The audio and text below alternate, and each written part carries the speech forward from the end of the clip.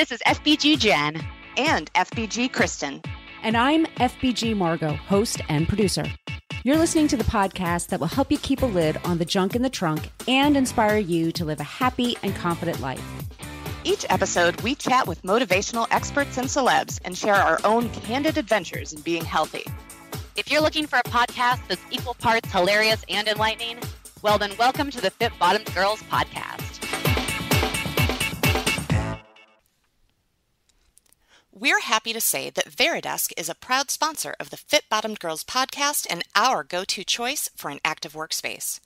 Veridesk quickly and easily transforms your desk into a standing desk, and you can try it all risk-free for 30 days with free shipping both ways. Find out more at veridesk.com.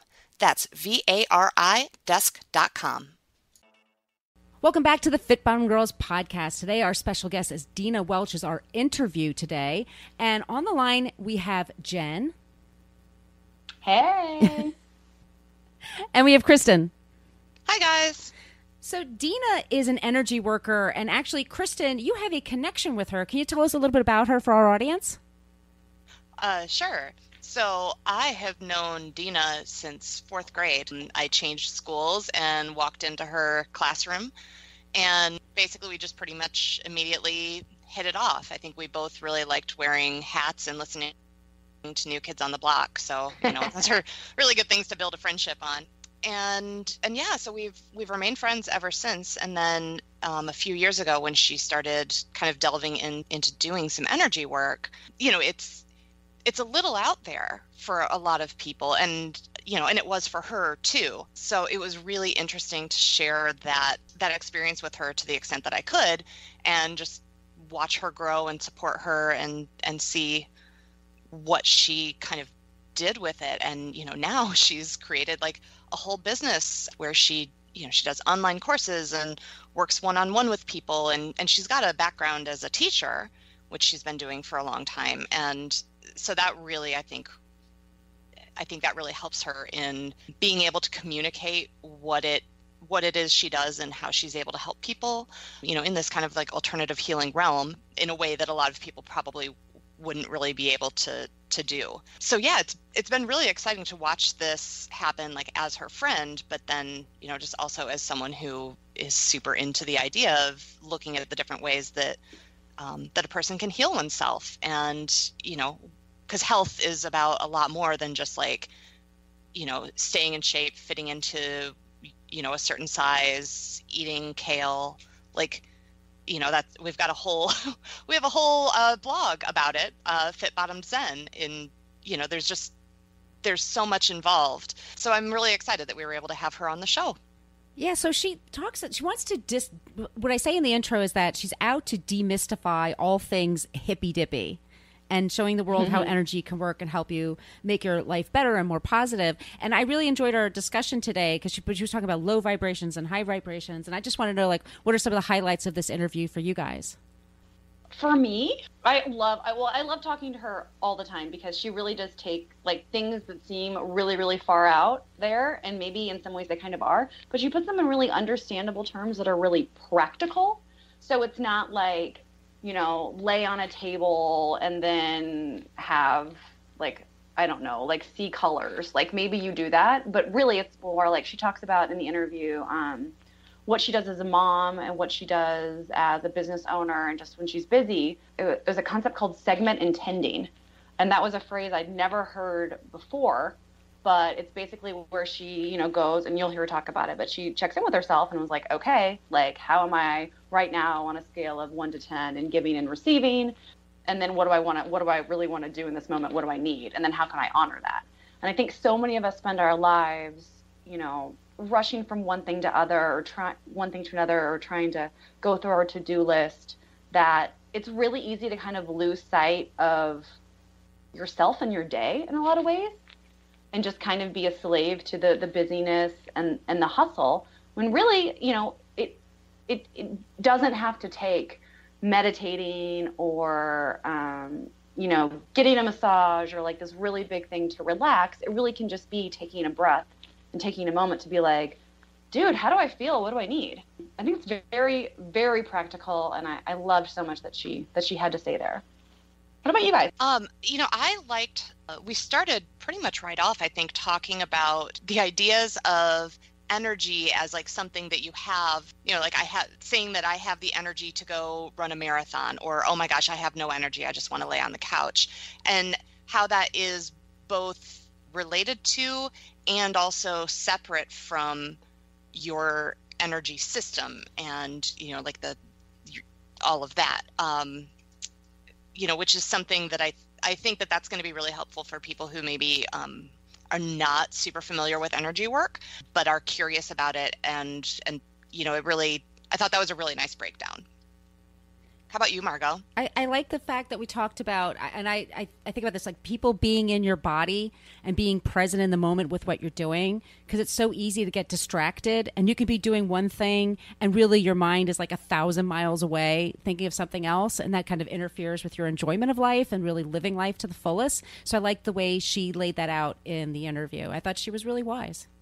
So this is a little different than what we normally cover. It's almost a little bit outside my box. I think you guys are a little bit more into this box than me. But I know I've done acupuncture in the past, and I was a little skeptical when I went in there. I had a back issue, but I found it incredibly helpful. And I have a friend who actually uses acupuncture for fibromyalgia and has found it very, very helpful. So have you guys ever tried other kinds of alternative healings, and what's been your experience? Yeah, and that's what I mean with this interview. Definitely people like try to go in with an open mind, because it is outside of what we normally do, but it's a really cool conversation. And then give us feedback on what you think of everything. And if you want us to go into more other areas, I think we totally could. Yeah, like I used acupuncture actually to get pregnant with my daughter. So my husband and I both underwent acupuncture treatments for fertility. And I mean, I have a daughter, so I think that kind of speaks for itself. But I actually know a lot of other people that have used it, and really, with good results. And it's so funny because you're laying on a table and then they just stick needles in you in different points, and it is a really, really interesting experience. But that's all about chi and balancing energy and all of that. What about you, Kristen? Well, so I did a trip to Europe recently, and I just wrote about this. I don't know if it'll be live on the site by the time this interview goes live. It probably will be. But so I really struggle with jet lag, because like if I'm tired, I am just tired and there's no salvaging it. And if I really need to go to sleep, I'm gonna just go to sleep. Like I will find a corner and put my head down and be done. And so I was really worried, because we had this flight that landed in London mid-morning, and I was like, I really need to stay awake during the day and just kind of like get onto that schedule. And I wanted to make the most of that day, because at that point I thought it was going to be my only day there. So a friend of mine who's a chiropractor, Kristen Shiver, she was like, oh, when I went to Vietnam many years ago, I think, she went with this big group, and half of them did acupressure on their orrery points in order to readjust their reset their body clock to the time zone that they were going to be in, versus the one that they had just come from. And she said it was like half their group did that, half the group didn't. And it was a really straight split between the people who were successful and or the people who landed and were able to just like pick up and go and spend their day like normal human beings, and the people who got off the plane and were, falling asleep because they were zombies. And it was directly split between the people who had used this method and the people who hadn't. So I was like, cool, I'll try it, because I would like to just not have to drink all the coffee. And you guys, it was like magic, but not magic, because there's science and all of that behind it. But it was amazing. It was just every 2 hours you apply pressure for 2 minutes to different points on your body that correspond with where basically the peak energy flow is along your meridians, and you do that during the whole flight. And also there's a mental aspect where you're picturing yourself in the place where you're going at the time of day that it is in that place. And I mean, I got off the plane, I was like, cool, let's go get some breakfast and do some sightseeing. And we just kind of kept up with the day, and met a friend at a pub at the end of the day, had some dinner, went to bed around 10 o'clock, which is about when I go to bed normally, and everything was cool. So yeah, I am all for keeping an open mind and trying new things. And I was really skeptical because I didn't think I was going to be able to do it to myself. I've had great luck with chiropractic and acupuncture and stuff, but with people who know what the hell they're doing. Not with me. So that was super cool.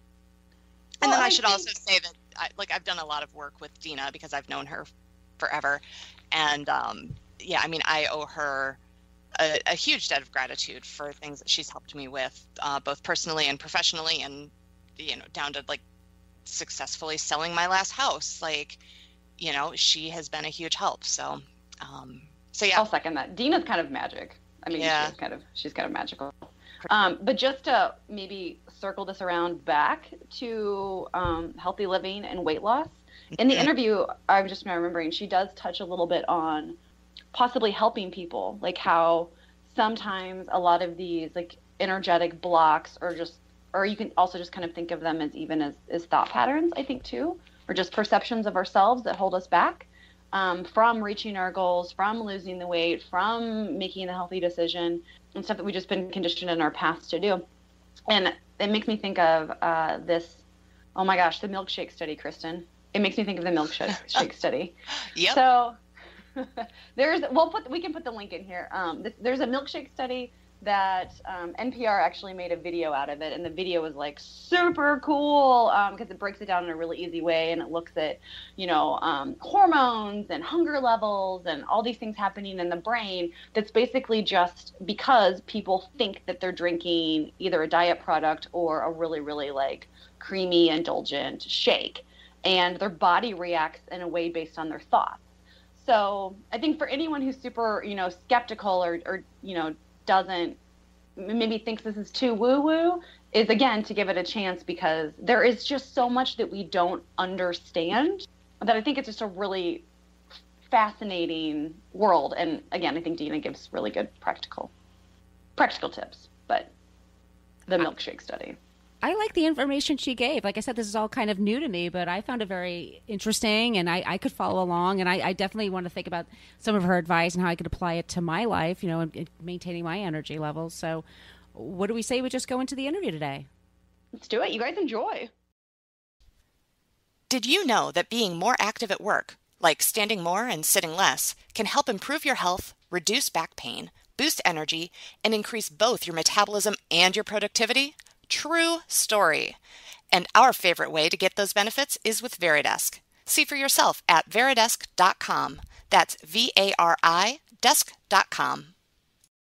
Deana Welch is an energy worker, teacher, soon-to-be author, and creator of selfhealingschool.com.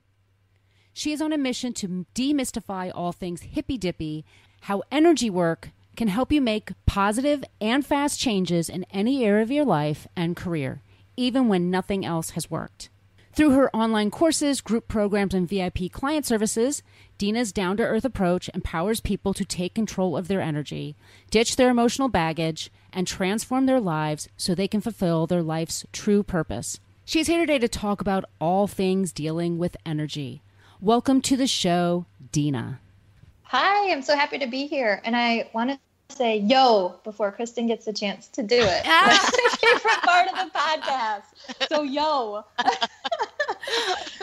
So on the line, this is Margot, and we have Jen. I mean, what are we supposed to say now if we can't say yo? Hi, guys. And Kristen. Holla. There you go. So, Deana, I'm the lucky one. I get to ask you the first question. So tell us a little bit about the energy system and what you do and how you work with clients. So kind of like, let's say, Energy 101. Right. So I love this question. Obviously, I get it all the time. And what people really want to know is not so much about the energy system, like the chakras and all that stuff, but they want to know, how does it show up in daily life, right? So we can talk chakras, certainly. But I think that people can most understand energy work as it relates to like what's going on in daily life. And right now you can kind of see how we're at like a different kind of place in the world right now. You know, we've got social media, we've got stuff going on politically, and we have women who are kind of rising to the top and really coming out with, you know, leaving a legacy and doing their real work.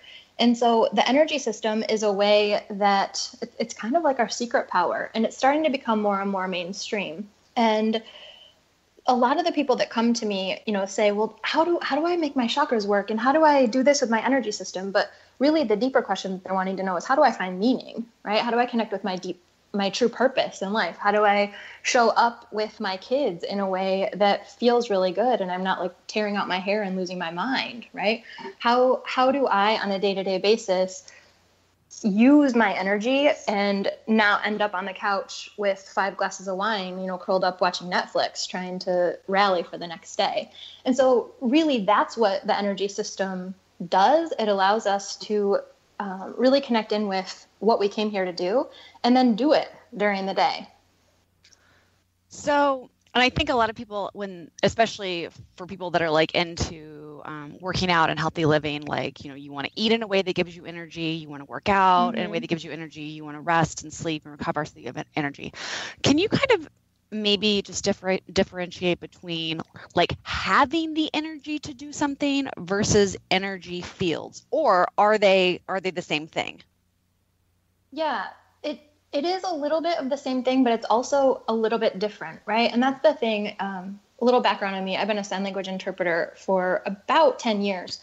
And so I really come to understand that two people can be talking about very different things and think they're talking about the same thing, right? Mm-hmm. So as we kind of go through this interview, we'll just kind of check in and make sure that we're talking about the same stuff. But as a mom, right, because I'm a mom, I have a limited amount of energy during the day, right? The stuff that I wake up in the morning and I'm tired and, you know, I've got to go to work all day, and then I get home and I got to make dinner and I've got to make sure that stuff's ready for tomorrow. And so that kind of energy is what I think many moms are aware of during the day, right? That we feel more tired, or we feel more exhausted, or we feel like we've got more energy that day.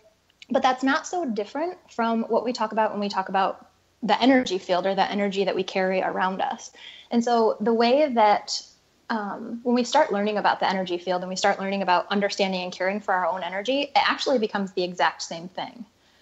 But in order to make sure that we have enough energy to survive our day, right, without being completely exhausted, we have to understand the energy that comes through us and to us and how to best utilize it so that we have enough of it during the day. So like if I break it down into terms of a workout or exercise, if I am running a marathon, right, and I'm doing some long mileage and I'm training for like a 13-mile run that day, let's say, I have to understand that I have 13 miles to run that day, and I have enough energy within my body to be able to do it because I've been training and working out.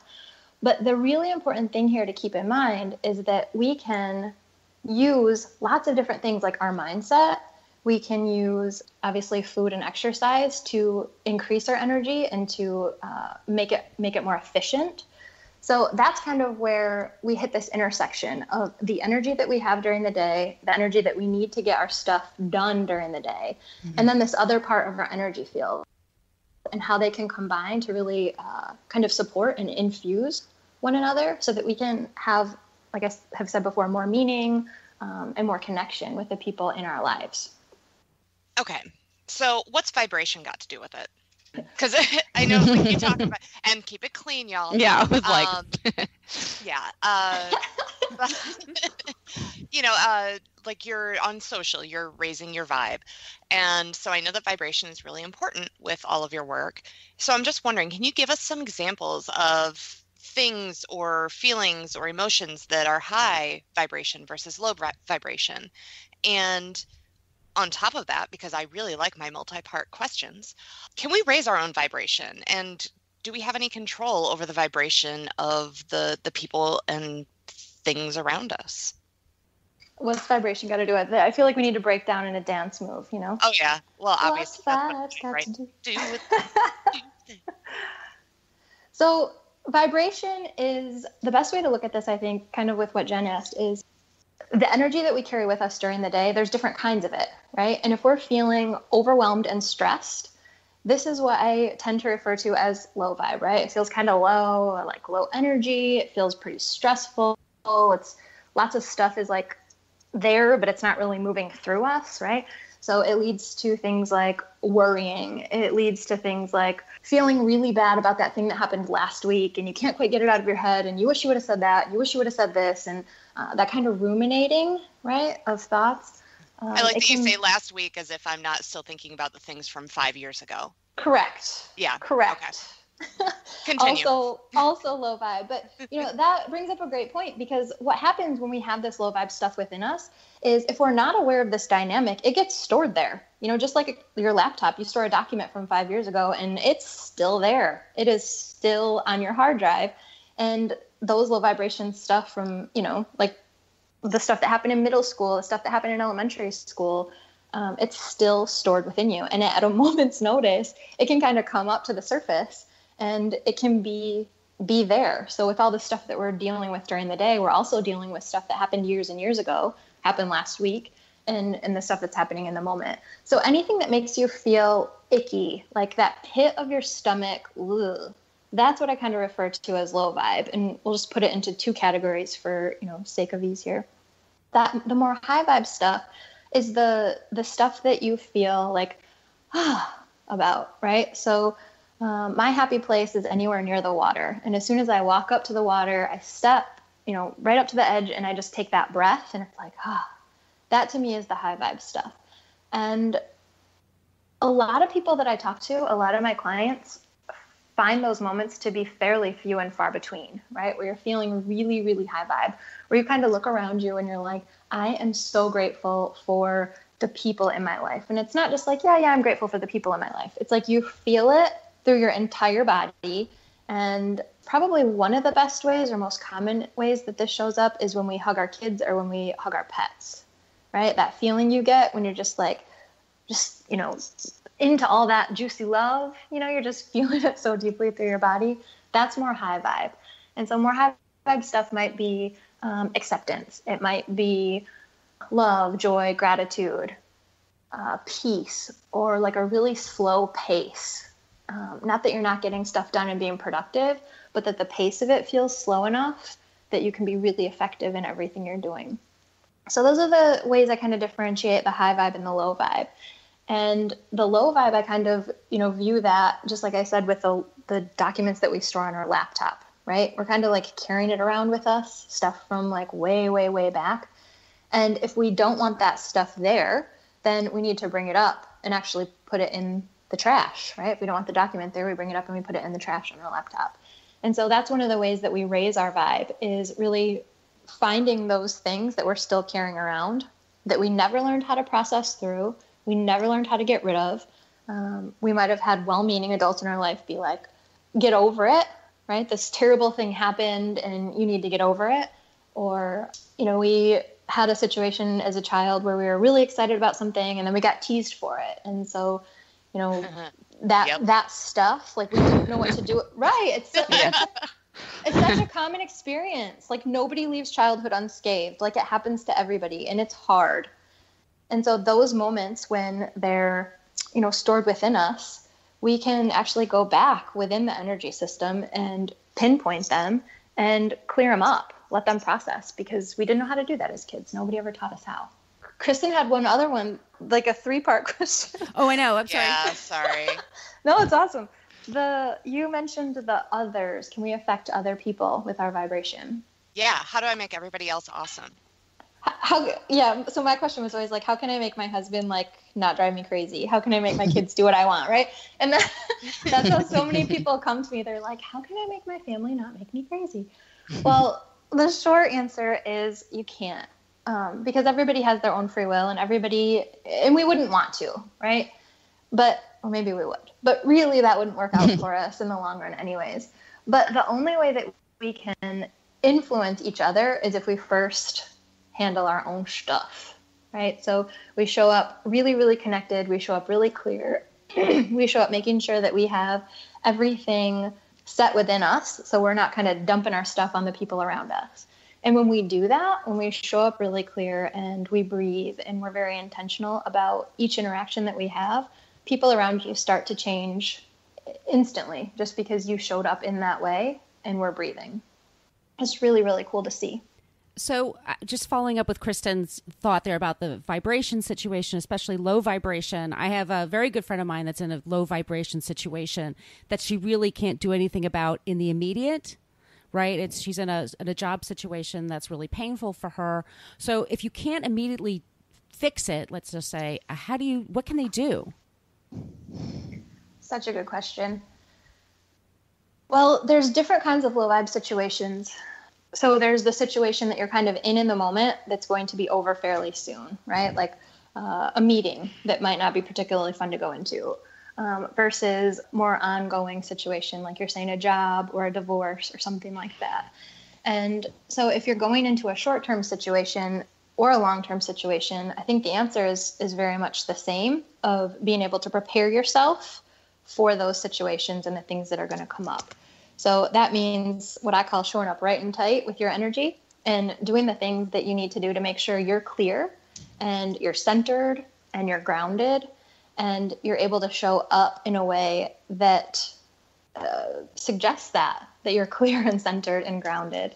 If it's an ongoing job type of situation where she's, there because of the money, let's say, or whatever reason, and is going into these situations going into the job situations every day, feeling like she doesn't want to be there, that is very, very challenging. And that's how a perfect example of how do we take this work and bring it down into the daily practice, right?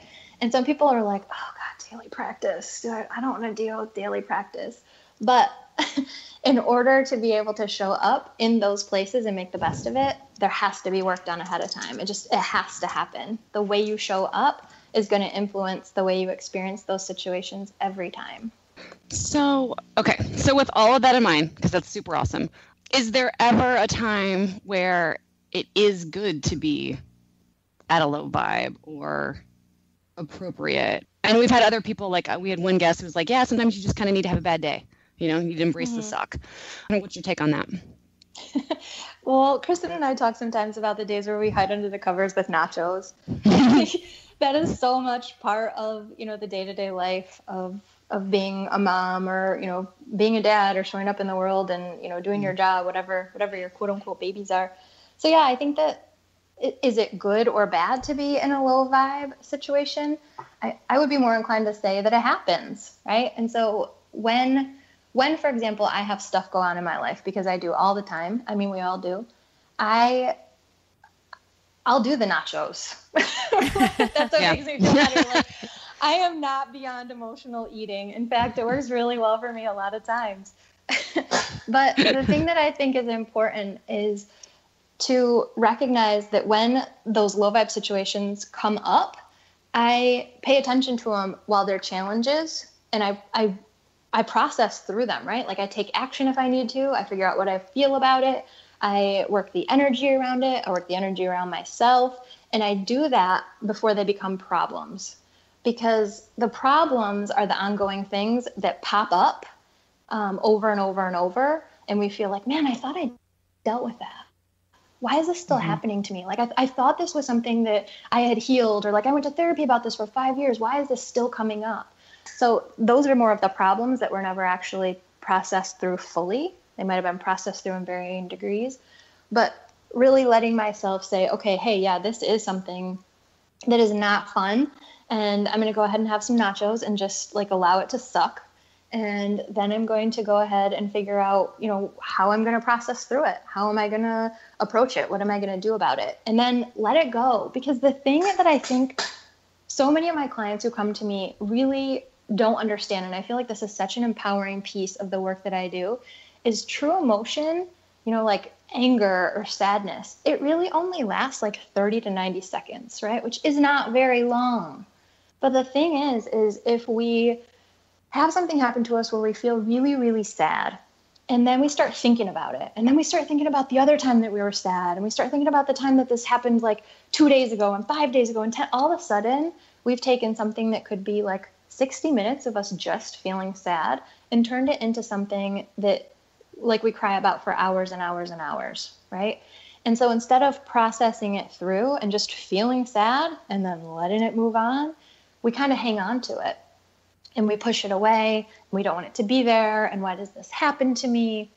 When that happens, it's really important to let it just be there and trust that it's going to go away, right? So like my little girl, when she falls off her bike or she broke her arm recently, and she just was laying there and breathing. And everybody in the office at school was like, is she okay? Oh my gosh, is she okay? What's going on? And she said, my mom told me that when things hurt really bad to just breathe because it won't last forever. So that's what I'm doing. And I was like, Mom, win. Mom, Seriously. Mom, win. But that's the point, is that if we can just breathe as that stuff goes through and not think about it, not make it into a bigger deal than it really is, then it will go through. And we can return to that place where we feel really good about life. And we're like, yeah, that was a challenge today. But be really steady within the day. Like I had 4 challenges today, but it felt like a really good day. Mm-hmm.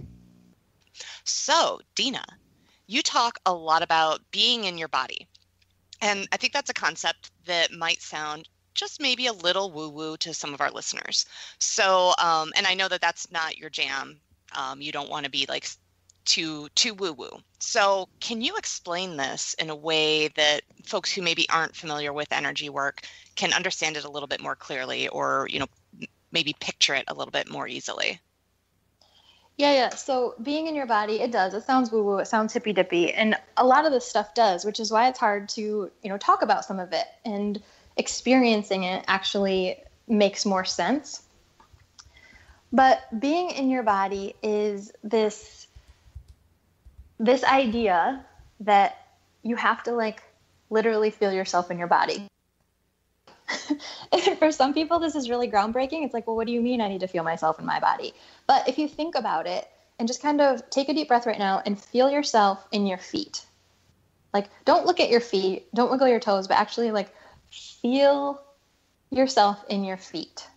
Or if you can't quite do that, just hold your hand out in front of you and see if you can wiggle your fingers and like actually feel some kind of tingling or some kind of like pulsing within your hand. That is the whole idea of being in your body.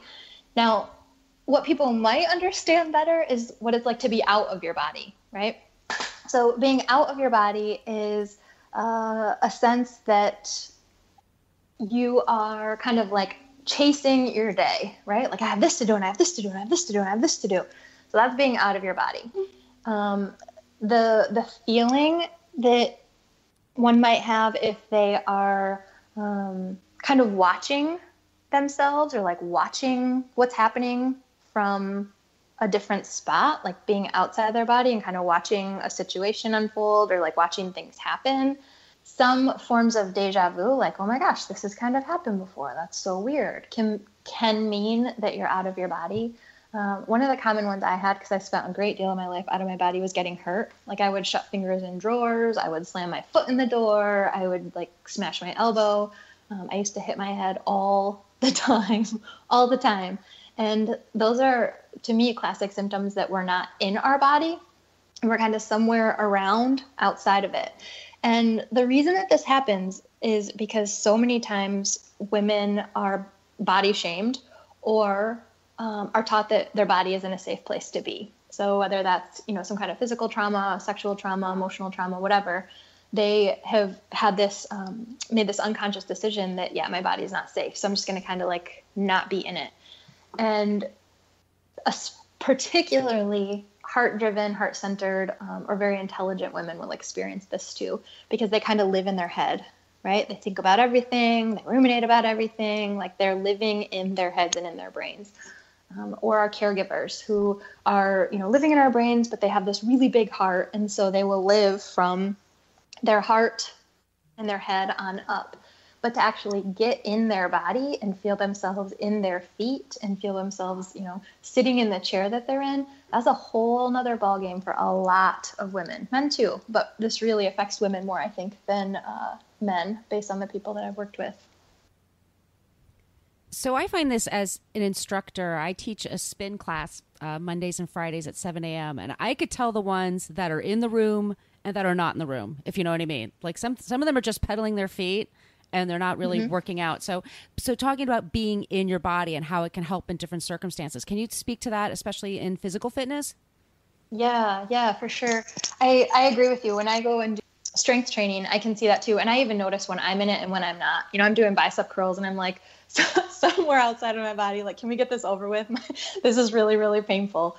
So it is all about awareness and intention. When we have those moments, when we're working out and we feel disconnected or we feel a little bit, dizzy or flighty or not quite there, or we're off in our thoughts instead of like pedaling the bike in the spin class, that is the difference. And actually, having that moment of awareness, like, oh, I am thinking about all the things I have to do as soon as I am done with this class. I'm going to go ahead and really focus on feeling my feet on these pedals. And I'm going to really grip that steering wheel so I can feel, or the handlebar, so I can really feel my fingers doing that. And I'm going to really feel my seat on this, the bike seat, and kind of get back in that way. And I know for myself, when I'm doing this, my workouts are way more effective.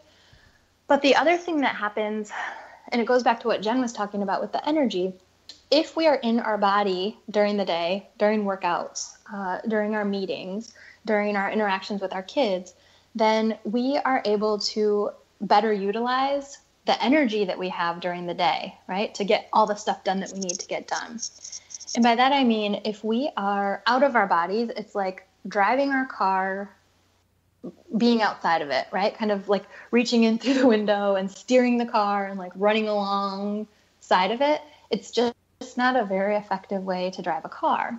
But if we actually like climbed in through the window and sat in the car and we're like fully in the car, we could use the pedals easier. We could use the radio. We could like relax in the seat. You can drive with your knee. I'm just kidding, but you get the idea. So what about, okay, you said you have 2 kids. So you're obviously a mom. Parenting. Talk about how much moms and caregivers like give and give and give and give and give. What, from like a very practical level, what can moms and parents do just to kind of keep their tank full so that they do have the patience and they do have the energy to be there, to be conscious, to be in their body? Oh, the struggle is real, man. The mom struggle is real. So the thing that I tend to rely on the most is checking in with myself throughout the day, because I know that when I am giving, the more I give, the more empty my tank gets and the more resentful I am, right? And then that just leads to a whole bunch of stuff that nobody wants to see, like snapping at my kids, yelling at my husband, like nobody wants that. So one of the things that I do, I try to do it every hour. I don't always, but I really try, is to just check in and ask myself on a scale of 10, how much am I giving? Like 1 being not very much and 10 being like I'm maxed out. And I give myself a number on that. And then I'll come in and check in at the same time and say, okay, well, what level am I receiving right now? A 1 being not receiving very much and a 10 being like I'm, full and complete and I'm feeling great. And so the discrepancy in those scores is very, very telling.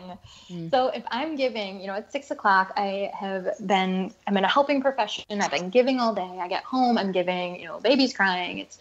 And I'll feel myself kind of get into that place, right? Where I can feel myself start to rumble.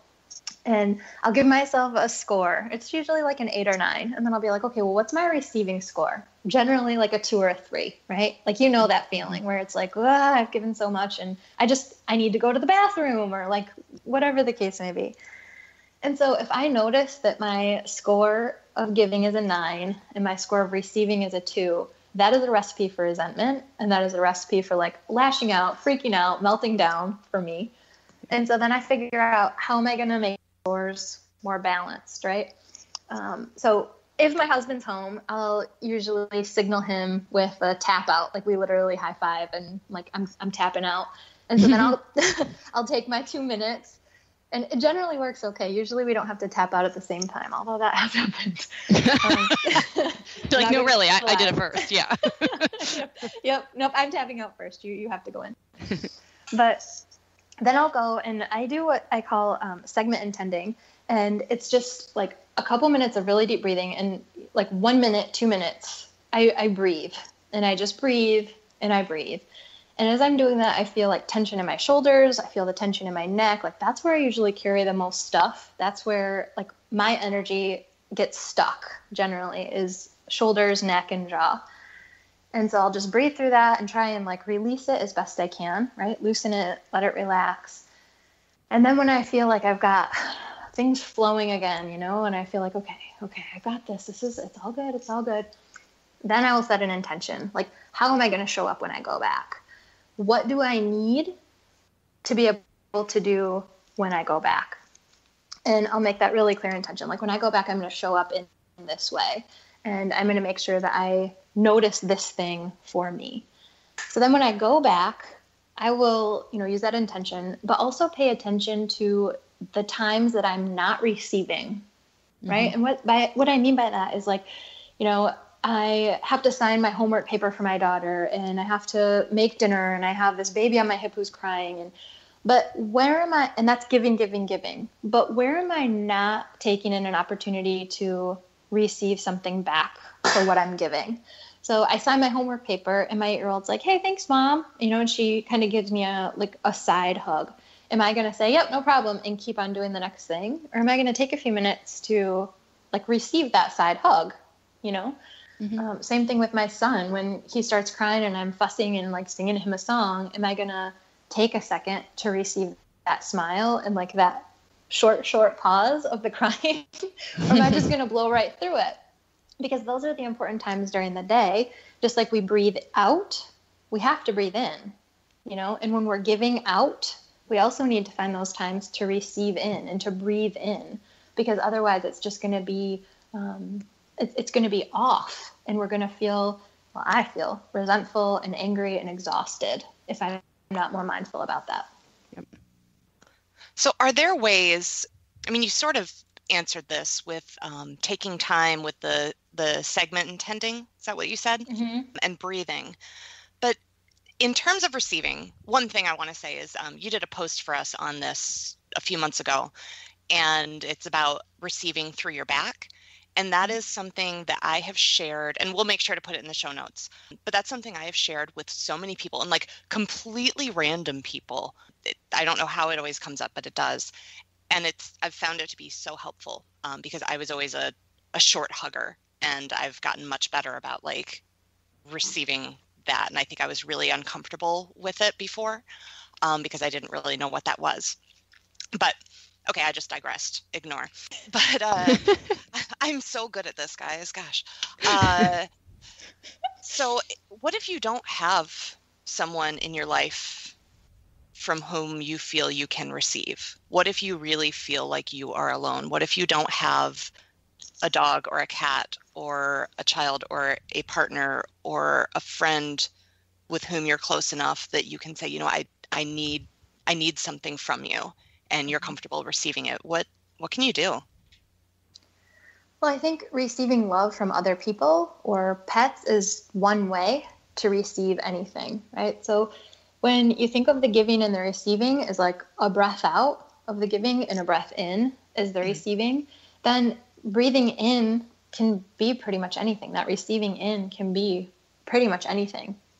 It can be listening to a podcast that makes you laugh. It can be going outside and sitting in nature and really breathing it in, right? But just taking those moments throughout the day to do the in-breath and breathe in that stuff that you can receive, because there's all kinds of opportunities to do this. We just have to catch them.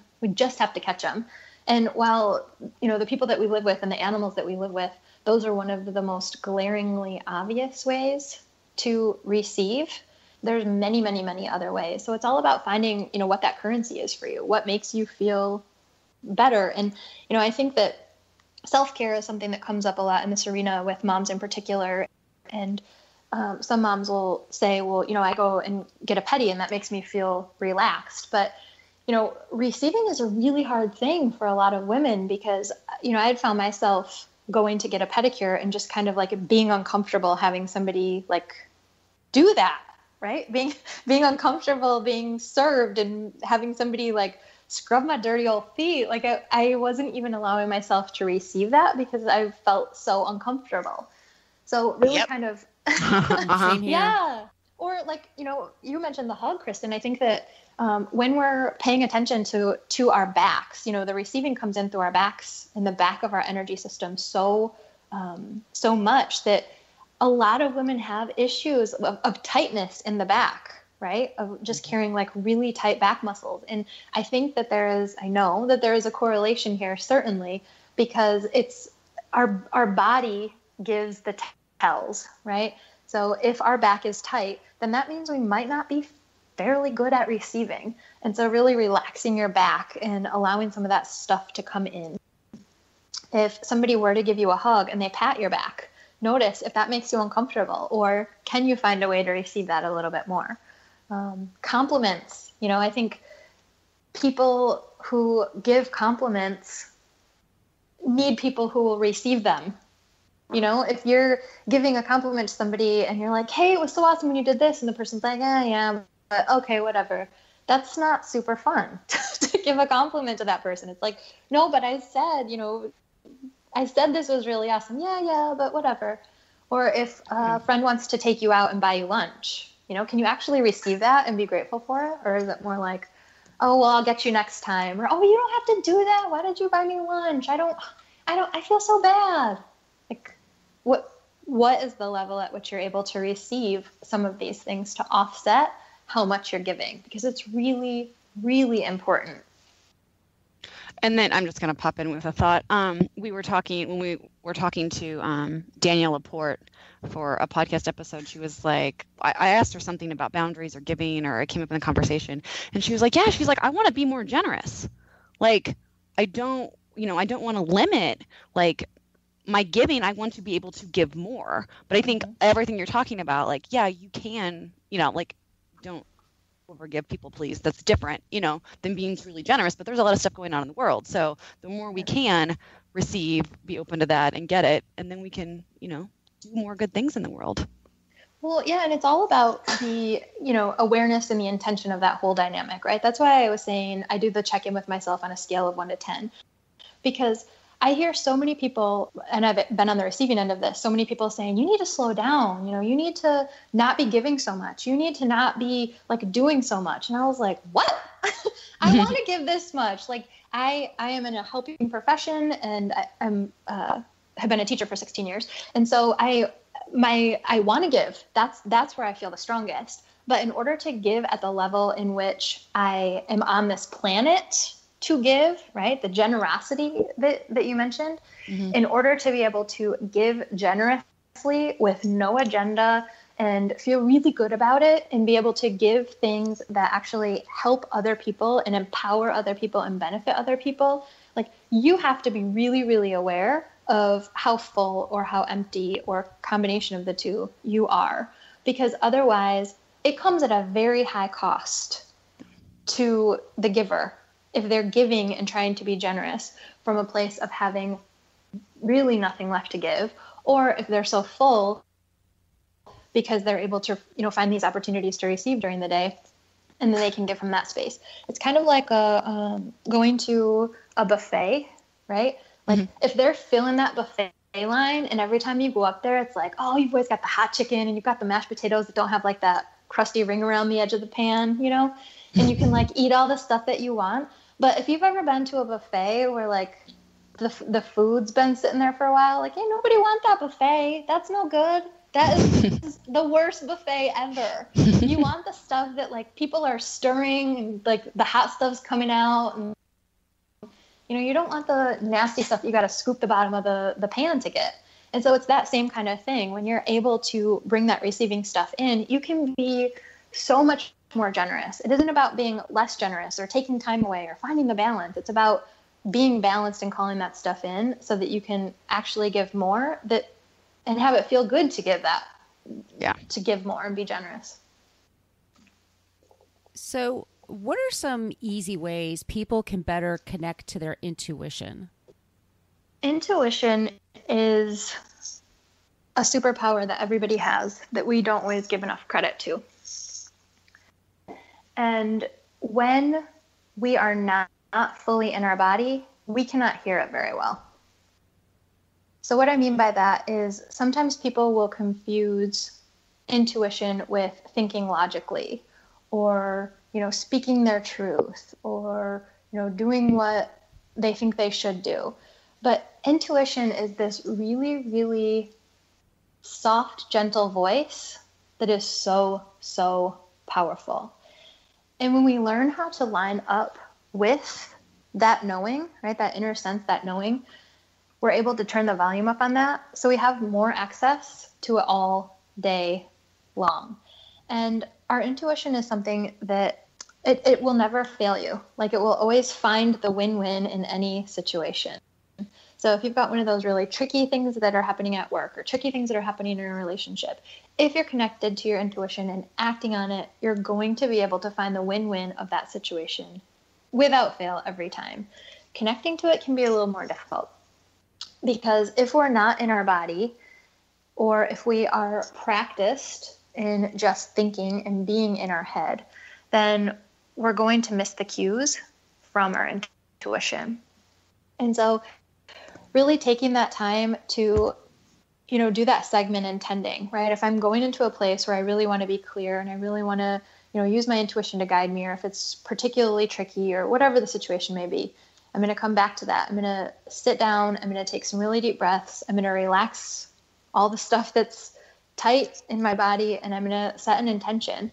And that intention usually is to bring in the wisdom, or to listen to my intuition. And when you kind of get to that space, right, you'll realize that your intuition lives in that stillness. It's not in the noisy chatter of your brain, but it's in that stillness that you're able to find when, you shut your eyes and you go into your body. I think shutting your eyes is really important, because I heard somewhere that like 90% of the information that we take in is through our eyes. And so if we shut our eyes, we have, more resources to focus on our intuition, which could come to us as, a word that we kind of hear in our brains, or like some knowings, or I get a lot of feelings. My intuition communicates to me with feelings and images and visions and pictures. And so it becomes a matter of knowing how your intuition communicates with you. And very rarely is it through the chatter of your thoughts.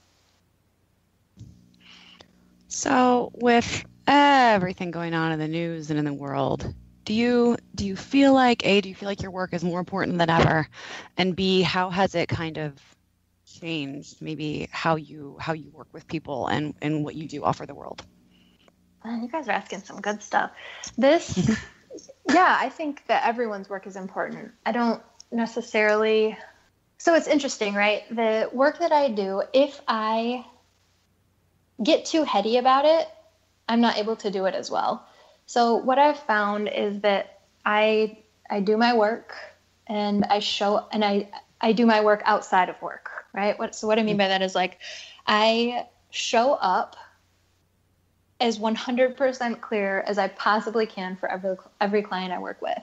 And I lay it all out in those sessions, and I lay it all out in those programs and in those interactions. And then I leave it there. And then whatever is brought up for me personally in that session, I do my own homework. Like, I work on myself non-stop, because in order to show up in the way that this work requires me to show up, I have to do the personal work. But the thing is I don't think this work is, any different in a lot of ways as the work, FBG is bringing into the world, or the work other people are bringing into the world. And it's so, so important that, especially, in the times that we're in right now, that people are doing their work, right? Mm-hmm. They are bringing their work into the world in this really powerful way.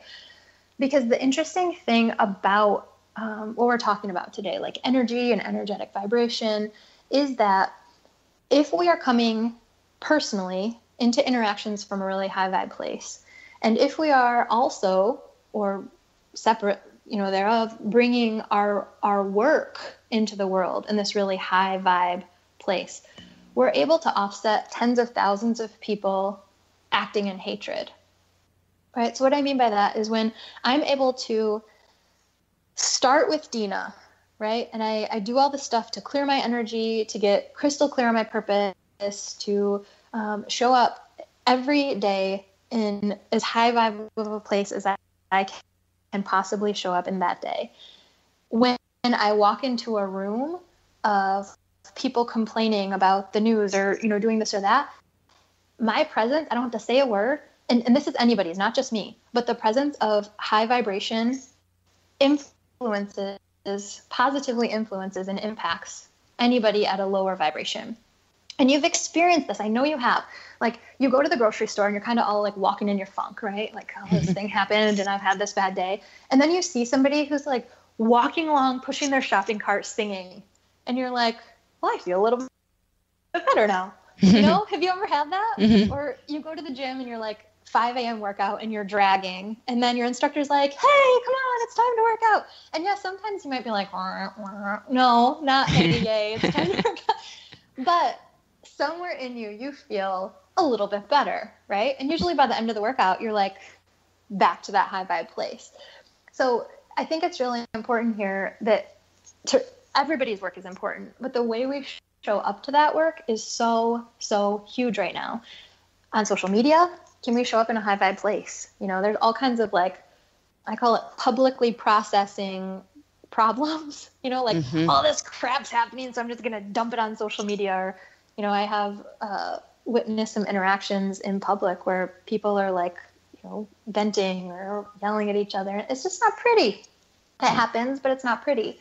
And so if we can be really mindful about the energy that we're bringing into a space, including our work, then we can start shifting some of these things just by doing nothing other than showing up in a high vibe space. Everything else around us will shift too. It's like magic and it's awesome.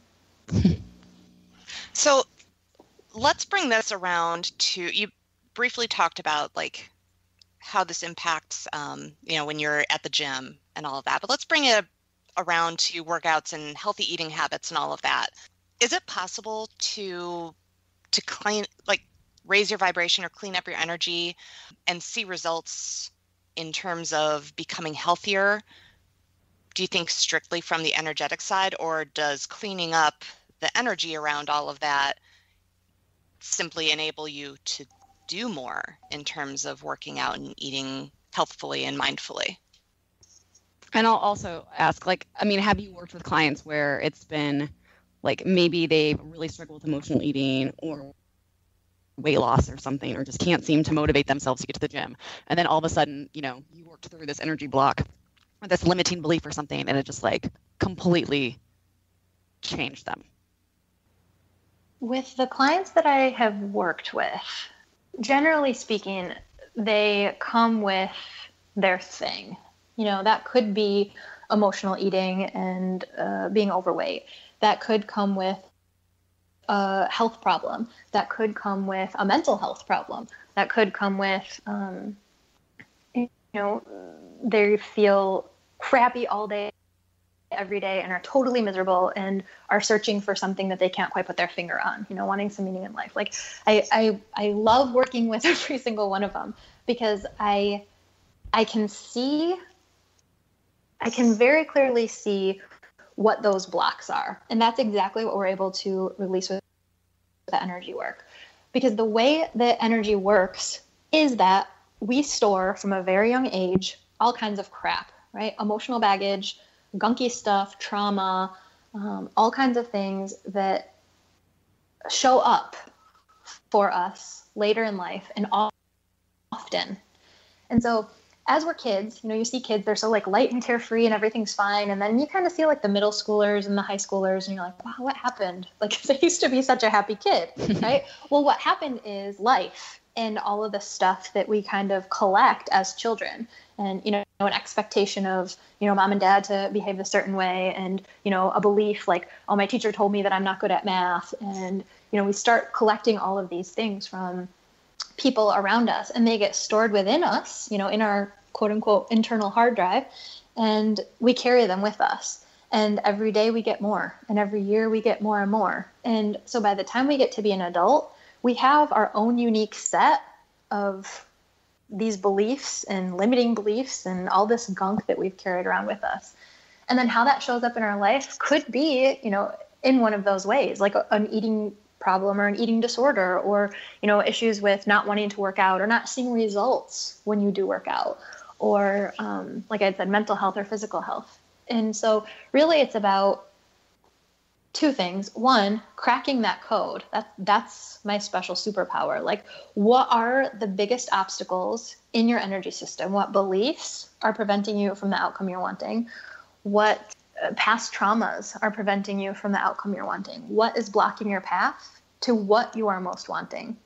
And so then in the sessions with clients, we go in and we find where they live in their energy system, and we pop them out. We process through them and we eliminate them. And so once that happens, people are like, whoa, I feel so much lighter. I can't even believe, this has happened. And it's really cool to see, because what my job is to listen to my clients and figure out what it is that they most want. Not like what they kind of want or what they think they want, but like, what do you really, really, really want? And that can be a hard thing to define sometimes. So we'll take some time to define that. And then once I figure out where they want to be, then we just reverse engineer back to where they are now. And that's part of the code cracking, is that reverse engineering back and saying, okay, well, if you want this, then this belief has got to go. So the reverse engineering part is, you want this, then we have to go through and we have to clear up and move out anything in that path that's preventing you from having what you want. Once people kind of start getting the awareness about how these limiting beliefs and how these, energetic blocks and these, traumas from the past and all the stuff that we've collected from our childhood, how that stuff is affecting them now, right? How it is, has been stored and stored and stored, and there's not much storage space left. And so that's why we're feeling, all the things that we're feeling. We're having mental health issues or physical health issues or problems with our weight, is because we don't have any space left within us. Like our hard drive is full, no more storage. And so when we're mindful of that and like paying attention to that, we can start clearing some of those things out to create the space to be able to see some of these changes happen in real life. And so the number one things clients will say to me is like, wow, I feel so much lighter, or I'm able to be so much more productive during the day because I'm not, getting in my own way. And so kind of hearing all of those things, all that feedback from the people that I've worked with, then we go back in and we fine tune, like, okay, so I'm still struggling with this thing. I can't get myself out of bed every morning to go to the gym, and that's the only time that I'm able to do it. We'll really dive in to the thoughts behind it and the beliefs behind it and the action behind it, and start to do some tweaking and figure out how we can smooth that stuff out energetically so that the energy is flowing in and out of this area of their life, instead of, getting stuck and bringing shame and self-doubt and self-sabotage and fear and all that stuff that kind of keeps us paralyzed and stuck and far from what we're wanting. So I think we've just been through so much. I'm feeling all this energy just from the interview, and you've given us so much. But I believe, if it's okay with Jen and Kristen, that I ask the last question. Yeah. Let's do it. Okay, it's very important. Are you ready, Deana? Mm-hmm. What was the last song you listened to before you did this podcast interview? Oh, the song I listen to all the time with my crying baby. It's the only one that makes him stop crying, and it is A Better Place by Rachel Platten. Aw. Oh, that's sweet. Aw. As soon as he hears it, he stops crying. But we're getting pretty sick of it at our house. I can only imagine. Love the song, but we're going to be happy to move on. Time to find a new happy song. Yep. Thank you so much for being on our show today. You're a fantastic guest. Thank you, Margot. It was really nice to meet you. Nice to meet you too. Love this show? Tell us why in a 5-star review on iTunes, and we'll read it on the air. Also, make sure you are a subscriber. If you want to reach out to say hi or have a question about a recent episode, yay, well, feel free to email us at podcast@fitbottomgirls.com. And if this podcast jives perfectly with your brand, consider sponsoring the show. Get more info by emailing advertising@fitbottomgirls.com. Find all kinds of Fit Bottom goodness online and on social media at Fit Bottom Girls, Fit Bottom Mamas, Fit Bottom Eats, and Fit Bottom Zen. And if books and movies are your thing, check out the other podcast I co-host called Book versus Movie, which you can find anywhere where you search for podcasts. Thanks for listening.